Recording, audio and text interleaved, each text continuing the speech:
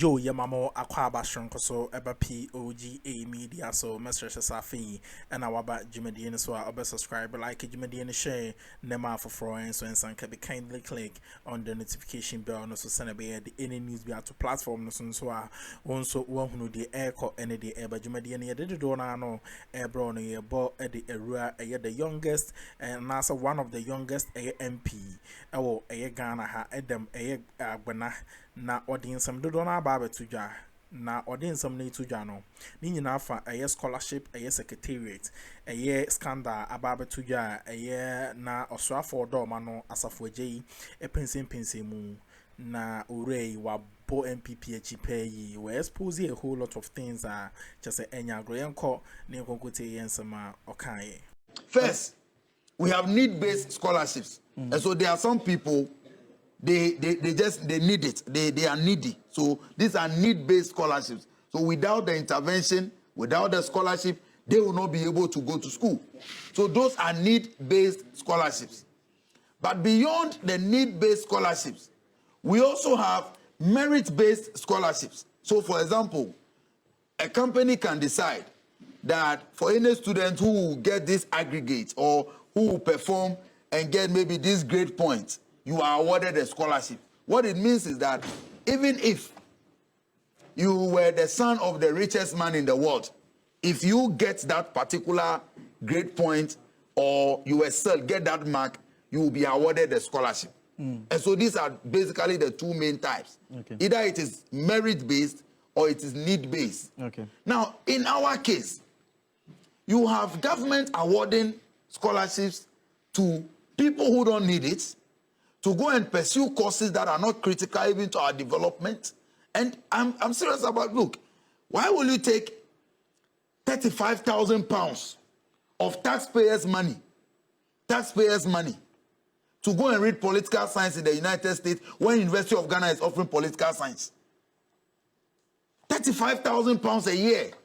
In addition to that, every month, government is giving you some stipends. And today you are even adding your dependents. Why do we dissipate state funds in this manner? What kind of recklessness is this, Joseph? So these are the things that we need to address. But my disappointment, you see, Akuffo is my very good friend. And he's doing well. For all intent and purposes, he is doing his best to clean the mess, because the kind of mess he inherited.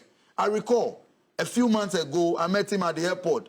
I was traveling, I met him, and the gentleman was looking frustrated. He said that he was going to negotiate with some of the universities where our students have been sent to so that they could give the scholarship authority or secretariat some time to be able to make payments. Because there was a particular university in the United States who were owing them about $4 million because in the previous regime, they just awarded the scholarships without looking at what they had in their coffers. So the recklessness, the mismanagement, so it took the intervention of Akuffo to go back to the university that, give me a few months, don't sack the students, I'll pay. And that is why some of them did not lose their studentship. And so we need to clean the mess, and he is doing that. But I also want to say that this morning when I woke up, you will read 1,000 babies were on NSA payroll. Scholarship secretary, the people were giving monies to their dependents. We are in our 8th month. It will get to a point, Ghanaians will no longer take the complaining and the excuses. What are we doing about it? That's what I want to know. If we are saying that this is the mess we inherit, which we all know, it will get to a point where all of us, even me, I am beginning to get fed up. Because you know there is mess, and we know the mess. Then you tell us that, yes, 1,000 babies have been discovered on a payroll. You are telling me that people people use fake letters to get scholarship from the scholarship secretariat. When are we going to start punishing or prosecuting those people? Okay. You see, it makes you angry, because imagine a student from my constituency who is on the verge of losing his studentship because just at University of Education Winneba, he cannot afford 2,300 to be able to write exams, and he's in his final year. Hearing that Government has given scholarship to people 50,000 pounds, 80,000 pounds to go and read religious and moral education. and these people are even giving, money is even being given to their dependents, their family members. What kind of recklessness do we have in this country? I want to call on the Minister of Education that, look, the time to go back to the Scholarship Authority Bill is now. Okay. We identify the problem. We want to fix it. Okay. Gentlemen, good evening. Thank you for joining us. I'll start off with you. Seth, you've done some work already in this scholarship awarding scheme at the Scholarship Secretariat. And if you could put your video on for us, that'd be good. Now, with that first expose that you did, what did you find? Reason why this latest development, being the updates from the current registrar, is of no surprise to you? Fred. Yes, I can hear you. Prior to our investigations, we had a couple of, complaints from the public that the Scholarship Secretariat was actually fleecing the public and taking money to sell scholarship meant for, needy people. So we decided to look into it and see who exactly was benefiting from the scholarship. Then it turned out that our elites, in fact, those who are the highly paid amongst us, are actually those who were receiving the scholarship. So, for instance, we found that the same giftee, Owari Abuaji, who today we are told is actually got spousal allowance, actually benefited from the scholarship. She was at University of Birmingham in the UK, got about £18,450. I see. We found Which year was this exactly? this was in 2020. 2020. So she got the scholarship in 2020. Her husband, exactly. according to the current registrar, got his in 2022, and she was a spousal beneficiary. Exactly. Then we had Dr. Dennis Addo, who owns a hospital at the residential area, Clarion Hospital. He got about $50,000 to study public health in Harvard. We had Fauzi Ramadan. The interesting part about Fauzi Ramadan's case is that he's actually the personal assistant to Samira Bawumia, the former First Lady, and the brother to the Edem.A MP, Abu Ramadan. He had £17,355 paid to Brunel University in the UK to do supply chain management. He didn't turn up at the university because he claimed there was COVID. So we especially threw away that amount of money. Wow. We have Michael Oforiata, who we spent $16,700. He's a relative of the former finance minister, Ken Oforiata. We spent about £16,740 for him to enroll on a pathway program that could lead to a university course. Yes, that's how much we spent. Not that he was actually enrolled for his first degree program, but we were paid for a pathway program. I see. We had personal assistant to an MP, the former MP, Akuffo. We also had somebody who was an NPP executive in the UK, Charles Asma, who received about £28,380 for a law program. Freddie Blaze's daughter had about £5,000 to do course that will allow him to head practice in England and Wales. And funny enough, she returned to defend Ashawan. And we have the former IGP, Asante Apitu's daughter, who was actually schooling in Ashesi University. And then she got a scholarship and left for the UK, University of Aberdeen. She spent about 27,000. The list is very long. Clearly, 27,000. The names you're mentioning just defies that requirement of being needy or not being able to pay for it. But Dr. Peter Partanti, and another interesting thing we found was how people receive multiple scholarships. So somebody receives a scholarship in this year, completes it, and then gets another one.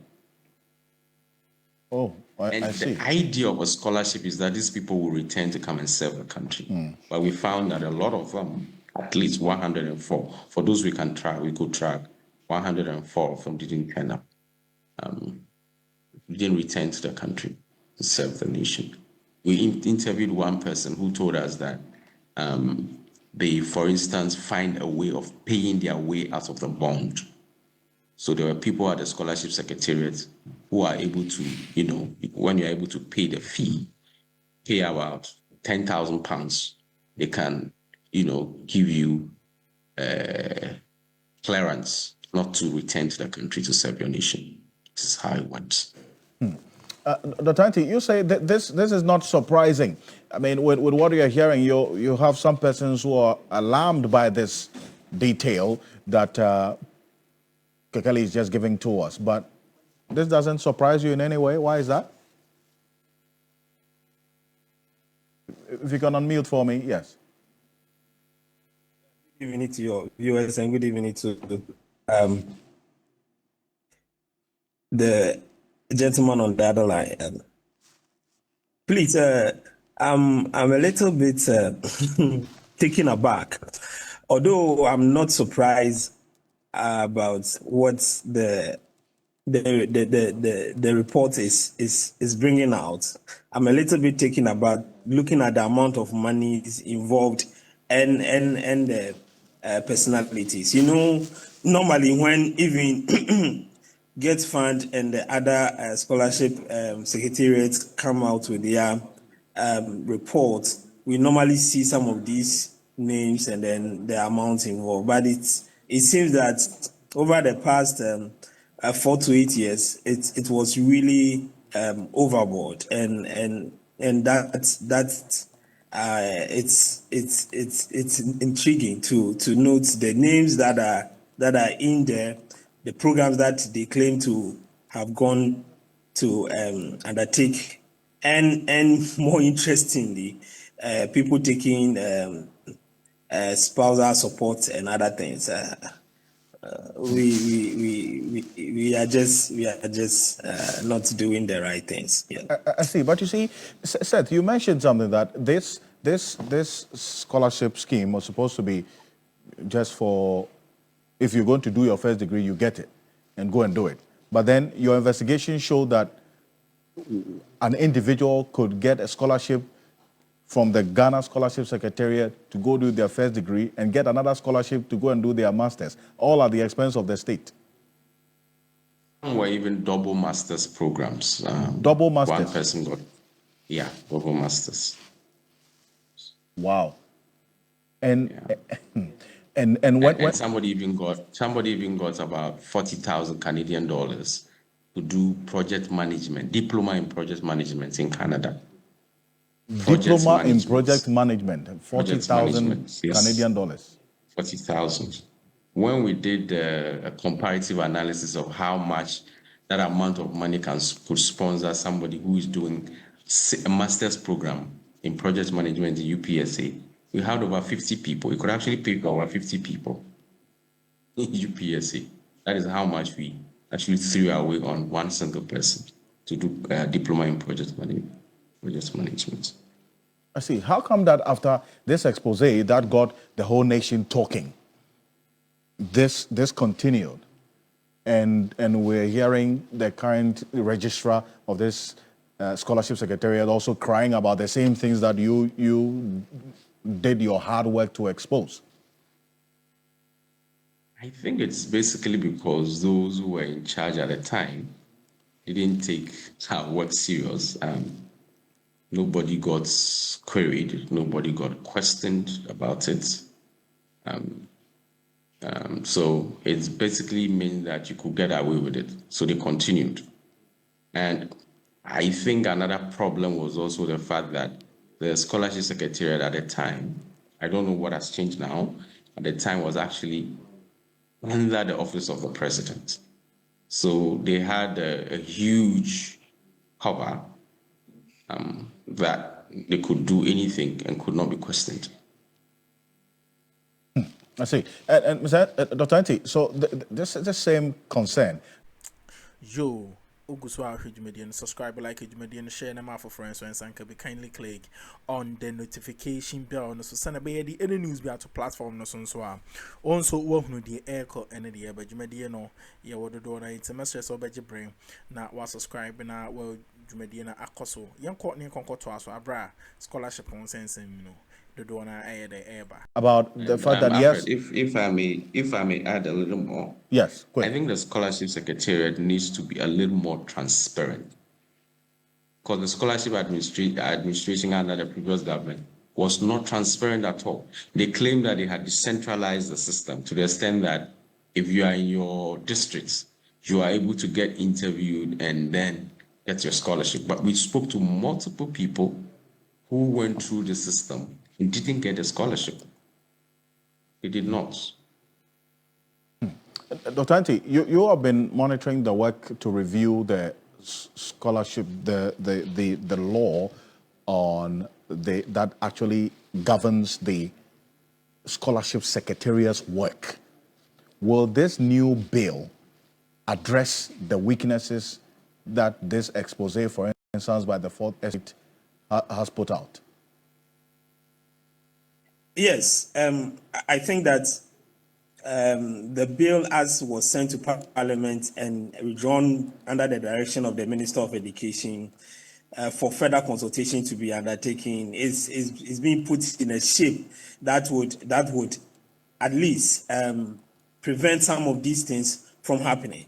First and foremost, you cannot, take out the influence of the political class when it comes to scholarship administration. But what you can do is to minimize their influence so that those who genuinely need their assistance would be given that particular assistance. So you see that one of the things in the bill is that courses that can be run, programs that can be run or that are being run in Ghana would not be giving, people will not be giving scholarship to go and do it outside the country, which is a very, very important thing. We talk about transparency. There are aspects of the bill that seeks to promote transparency in terms of people close to political, those who are, they call it politically exposed people will not be able to access these scholarship schemes. So, for example, if you had this law, the person that the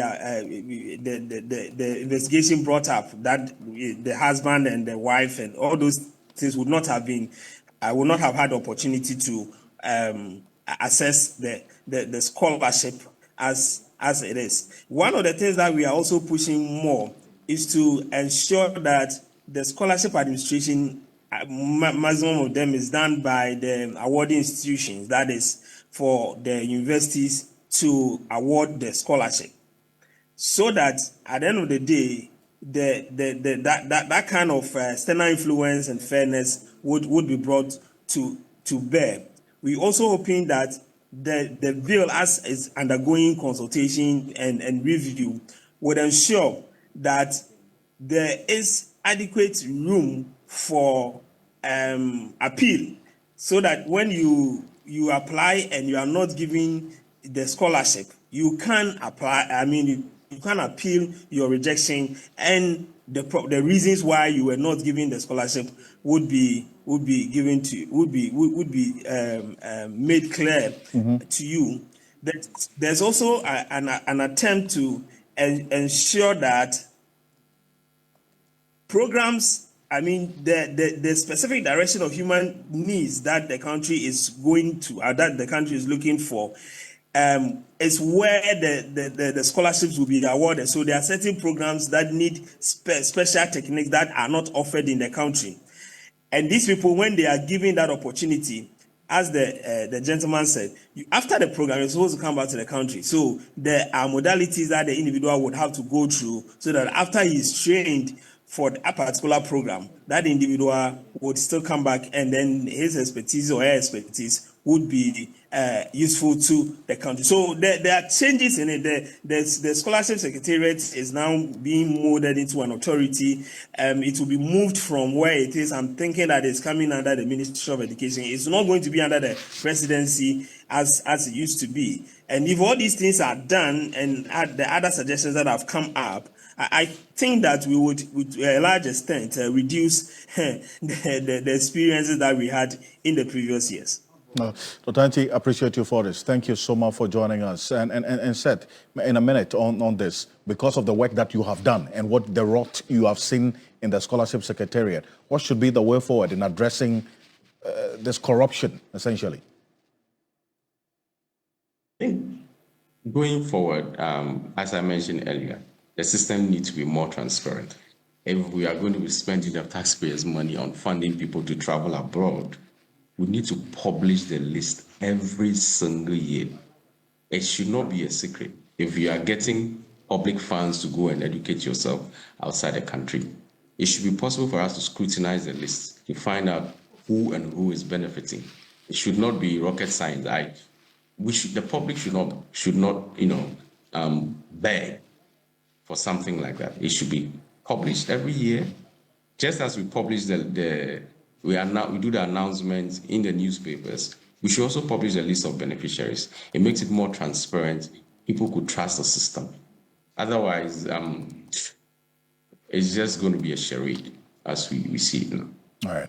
And I thank you very much for this. And as we see the coming days unfold with this matter of the Scholarship Secretariat and the reforms in there, you propose that the list of beneficiaries should be published in the National Daily, so we all see.